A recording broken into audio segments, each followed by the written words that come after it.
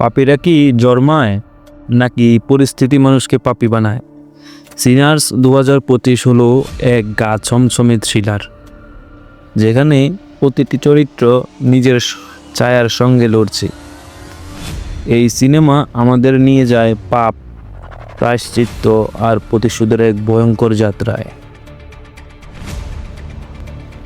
তো কাহিনীটি শুরু হচ্ছে এখান থেকে।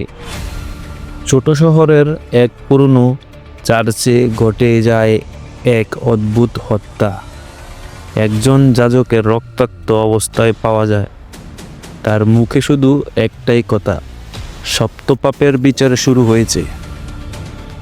তদন্তে নামে গোয়েন্দা এল রিভার্স, যিনি একজন কঠোর যুক্তিনিষ্ঠ পুলিশ অফিসার, যার নিজস্ব অতীত দোহাশায় ভরা। তদন্ত যতই এগোয়, একের পর এক হত্যা হতে থাকে।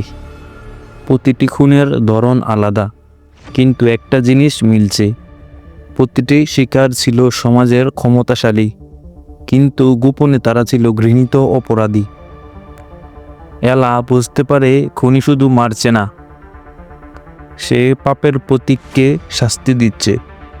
ক্রোধ, অহংকার, লোভ, লালসা, প্রতিটি পাপের জন্য এক একটি মৃত্যু।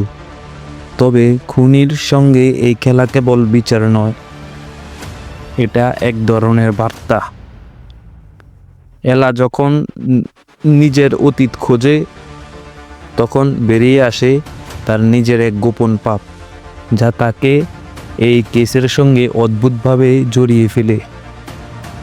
শেষে যখন সত্যি সামনে আসে, দর্শক বুঝতে পারে এই পাপীদের বিচার শুধু একজন খুনি নয়, সে আসলে এক প্রাক্তন শিকার, যাকে সমাজ চুপ করে রেখেছিল। আর শেষে আমরা দেখতে পারি সিনার্স প্রশ্ন তোলে পাপীকে, যে পাপ করে নাকি যে তা দেখে চুপ থাকে। এবং বিচার সবসময় আদালতেই হয় না, কখনো তা হয় অন্ধকার, নীরব এক প্রতিশোধের মধ্যে। তো বন্ধুরা, মুভিটা কেমন লাগলো আপনাদের কাছে?